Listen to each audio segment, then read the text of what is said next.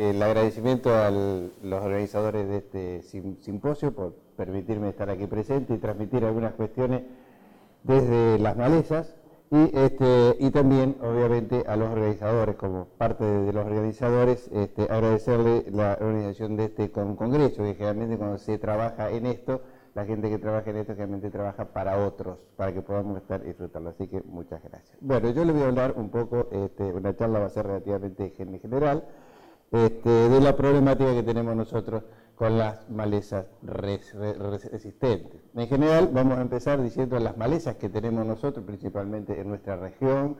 Estos son unos relevamientos que hemos hecho años anteriores, que denominamos sudeste, sudeste, que serían las dos regiones. Básicamente Ramón Gigón, en la época que trabajaba con nosotros, lo hicimos, y en realidad lo que nosotros observamos, una cantidad de malezas muy importante. Fíjense ustedes que si bien son más o menos la misma especie, cambian con la región, pero lo más destacado es esto, que generalmente en un cultivo de trigo uno supone que tiene algunas malezas nomás, y cuando empieza a caminar y a identificar se da cuenta que hay una diversidad muy alta. Fíjense que en el sudoeste tenemos 105 especies diferentes donde predominan estas, y cuando incluimos el sur-sudeste tenemos 112 especies presentes. Por eso decimos, uy, me apareció una nueva maleza. No, lo que pasa es que lo que hicimos, algún manejo para que modificar el equilibrio original, que lo que hicimos fue modificar, y algunas de esas que no las veíamos antes crecieron un poquito más. Bueno, en general hay muchos conceptos que yo voy a dar, que acá hay gente que estamos todo el mismo tema y por ahí pueden ser obvios, pero bueno.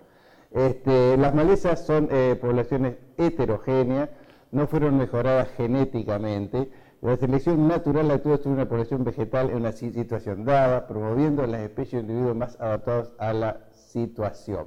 Esto acá es una cosa importante, y vuelvo a repetir, quizás entre nosotros sea medio obvio, pero los que no están en el tema cuesta poner en el tema, es decir, que nosotros decimos, me pareció una maleza resistente a glifosato. El problema es el glifosato. No, junto con eso hay una otra cantidad de cuestiones, porque no está el glifosato. Nosotros sobre el cultivo sí lo estamos mejorando hacia un carácter determinado en el invernáculo, en el laboratorio. Pero la maleza se selecciona sola, o sea que nosotros le metemos presión de selección con un herbicida, pero la loca tiene que pensar en toda otra cantidad de cosas para defenderse, además del glifosato. Y esto me parece que es un concepto tremendamente importante para el manejo. Bien, esto es lo clásico. No nos olvidemos que son plantas colonizadoras. Sucesión primaria, clima más suelo, tenemos la vegetación espontánea, tenemos los lindos paisajes de especies con diferentes. Ahora, cuando ya queremos nosotros meter un cultivo, un pastoreo, ya son malezas. Cambio en el sistema de manejo del suelo, del laboreo a no laboreo. Este cambio hizo que empecemos otra vez con una sucesión secundaria, es decir, lo que nosotros estuvimos viendo en nuestros sistemas agriculturizados con siembra directa, lo que hemos estado viendo cambio, o sea, un cambio en la sucesión de las comunidades de las malezas. Y acá definimos las malezas tolerantes, son las que escapan a la receta clásica o estándar, y en realidad el mayor cambio probablemente no ocurrió desde su genotipo, sino del contexto donde estaban presentes. Esas 105, esas 112 especies, evidentemente todos los herbicidas no las tratan igual. Hay algunas que ni se enteraron que pasó, ellas fueron las que ellas son las tolerantes, y las que nosotros vamos a hablar. Qué rápido que hace que esto, che. Y con los dedos torpes, se fue lejos. Bien. Pero nosotros vamos a hablar que el cambio más notorio a nivel de genotipo es el de la resistencia a herbicida, producto de una presión de selección basada principalmente en un solo carácter. ¿Está? Bien, entonces, la diferencia clara, la resistencia es un comportamiento a nivel de individuo, la tolerancia es hereditaria. Ese efecto a nivel de individuo se ve acá. Fíjense ustedes, lo que está a la izquierda es un glifo aplicado a una dosis N, y el de la derecha, la esquina, todo se pasa doble. Esa variabilidad es clásico. Si empezamos a ver esto en un lote, y que los vemos cuando veníamos viajando, se veían muchos lotes de esto, ahí evidentemente estamos hablando de resistencia. Bien, los efectos no siempre se ven así. En el caso de las crucíferas que tenemos por el barrio en general, la resistencia es generalmente el efecto anterior, posiblemente tenga que ver con mecanismos no específicos que involucran no solamente resistencia a herbicidas, sino también, hoy recién estamos charlando con Ana, también involucra resistencia a enfermedades, resistencia a estreses. En el caso de las resistencias donde realmente están en un gen blanco o no negro, ocurre como el caso de las crucíferas, resistencia a determinados grupos de herbicidas que tenemos un nivel de resistencia alto, es como la soja, metemos un gen blanco o negro. Entonces ahí no hay diferenciación entre individuos, la cosa es más masiva. Cuando hablamos de resistencia, hablamos de, bueno, tenemos que hacer el trabajo específico para la resistencia. Esta es una de las pocas fotos, nos pusimos una foto para decir que trabajamos. Es esto, no es cierto. Si nosotros acá tenemos una población, acá una población susceptible para disminuir el 50%, con una concentración de 100, en el caso de la resistente, tenemos que tener una concentración de 630.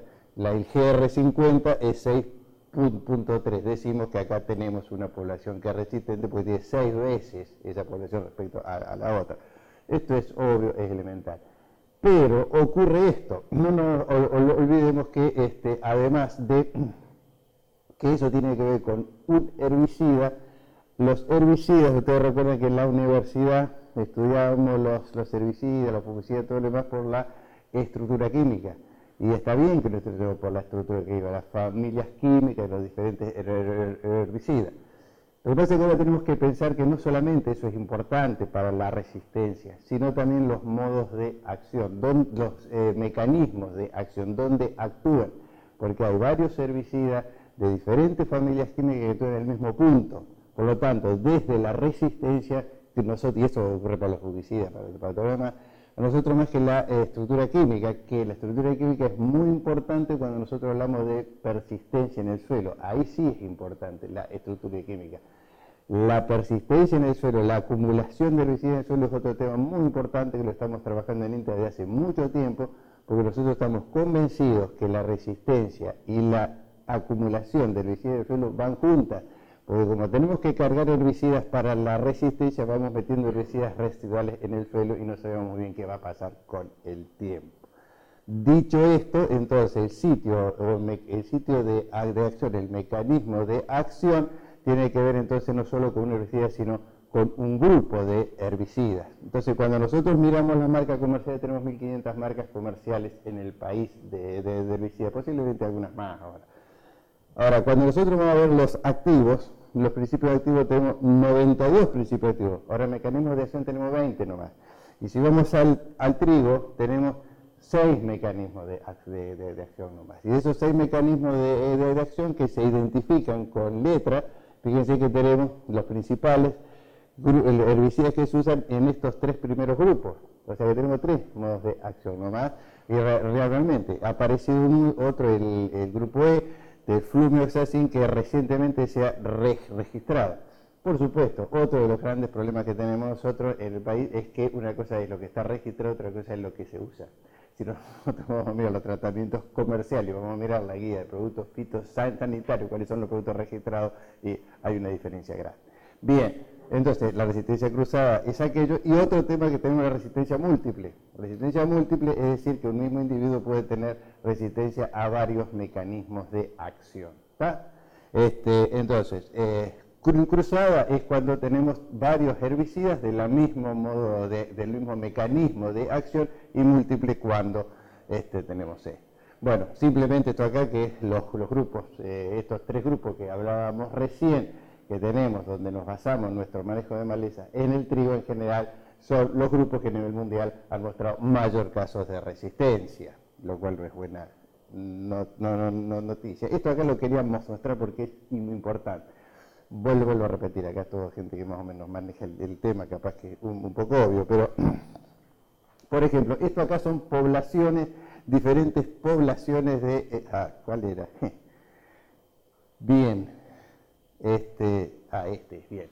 Esas son diferentes poblaciones de raigradas de diferentes procedencias que aplicamos un graminicida selectivo. Tenemos un control bueno en general, pero lo que nosotros vemos es que a pesar de tener todo un buen control, no son todos iguales. Hay una que son menos controladas que otras.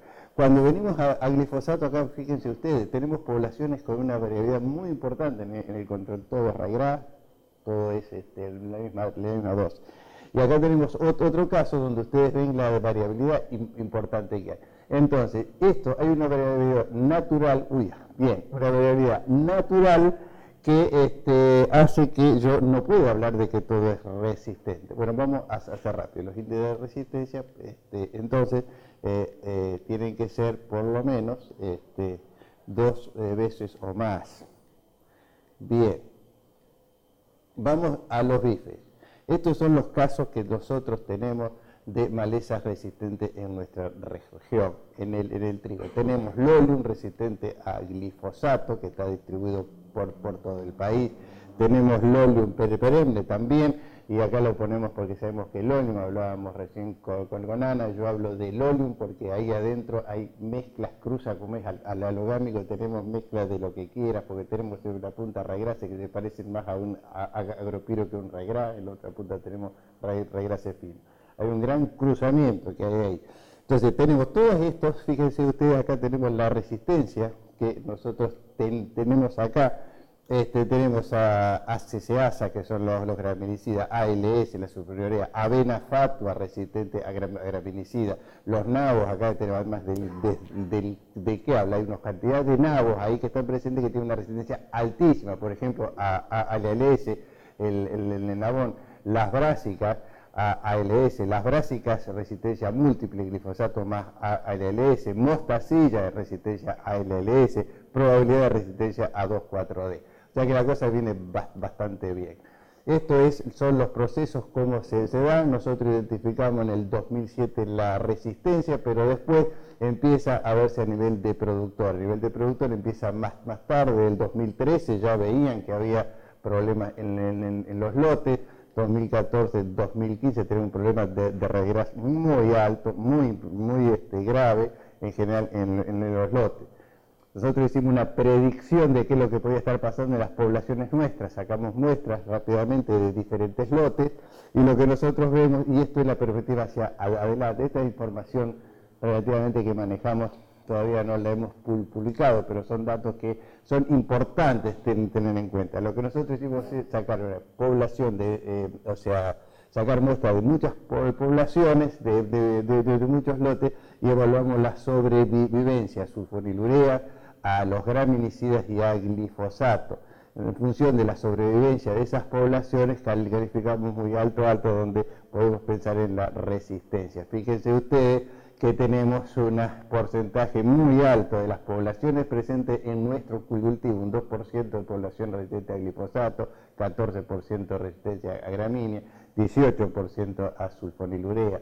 Esto mismo lo hicimos con Ramón en la zona de Barro. Y si hablamos de resistencia múltiple, que era lo que hablábamos hoy, que parece una cosa lejana, no es lejana, está presente, está creciendo. Fíjense ustedes que tenemos a 3 mecanismos de acción, tenemos un 4% de nuestras poblaciones, ya detectamos que hay resistencia múltiple a esto. La cosa viene bien.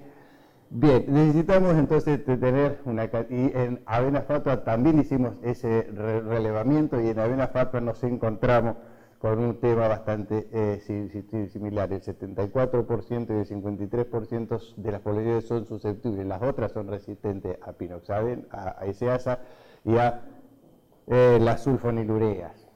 Si la cosa viene también cargada. Y bueno, ¿cuál será nuestro incremento en resistencia múltiple? Esto es así, no viene. Todo organismo vivo sabemos que puede adaptarse a la tecnología. Y eso, bueno, el manejo de las... vemos que para el manejo entonces no nos queda otra que tratar de, si disparamos hacia adelante, bueno, acá hay un trabajo, hay un póster que también muestra un poco el ajuste de las poblaciones con la presión de selección. Es una información linda que la voy a pasar rápido, está en un póster, pero simplemente quería decir porque hay una información nueva, inédita, yo no la había visto en ningún lado. donde en realidad el sobrecohorte, lo que nosotros vemos según el manejo previo que haya los cohortes, los picos de emergencia de raigrás, muestran diferentes sensibilidad. Lo saco del mismo lugar, pero nada más que la que nace primero, pero un tiempo saco la que nace después y la otra. El mismo lugar y la sensibilidad es distinta, lo cual es espectacular porque genera más complejidad para el manejo, pero nos ayuda a explicar por qué a veces fallan, está bien, porque a veces fallan las cosas. Bueno, no voy a seguir rápido. Entonces nosotros lo que hacemos es, estas son los otros nabos, que son muy importantes, que tenemos resistencia. Tenemos el caso de las brásicas. Las brásicas son en realidad las de la colza, son las parientes de la colza. Esto probablemente ha habido flujos de algunos cultivos medio de contrabando que se evaluaron alguna vez resistentes a imidazolinonas, a glifosato, y tenemos un lío acá de novela. Esto está re complicado porque ha pasado a las poblaciones espontáneas. Tenemos la mostacilla, que es otro de los problemas que tenemos acá, que se diferencia de Rapistrum rugosum y estaba cargada, también viene bastante cargada Ilfeldia incana, también con alta resistencia a LS. Tenemos unos líos bárbaros, y ya estoy, perdón, que ya se me fue al diablo todo. ¿Y esto por qué otra vez? Bueno, entonces, si nosotros disparamos por el lado de los herbicidas, fíjense que este es el planteo que tenemos que hacer. Tengo que hablar de grupos. Si aplico primero un modo de acción, tengo que aplicar el otro, arrancar desde acá, desde el inicio del barbecho. Esto para el ryegrass, para crucífera resistente más o menos igual. Tenemos que, ya estamos pensando que los mecanismos de acción tenemos que irlos adaptando a los diferentes tiempos, tratando de no repetir. Y esto es muy importante, lo de cultivares. Fíjense que estamos trabajando con cultivares de trigo, de verdeos de invierno para los cultivos de cobertura. Y eso es muy importante, como quedó evidenciado acá, tanto Silvia, del trabajo anterior. Y vean cosas paliativos que decíamos antes. Sí, entonces eso para algún lírico, un cultivo orgánico, no, ya está. Si no tenemos esto que ayude a los herbicidas, estamos fritos, porque los herbicidas, hay casos concretos que funcionan solamente cuando tenemos cultivos competitivos, si no, no andan. Con los fungicidas creo que pasa igual. Es decir, eso es muy importante, tenemos una cantidad de cosas para hacer, y yo lo que diría finalmente, que el manejo de la planificación, el manejo de maleza requerirá hacer agronomía, no solamente números, y muchas gracias por el aguante que está.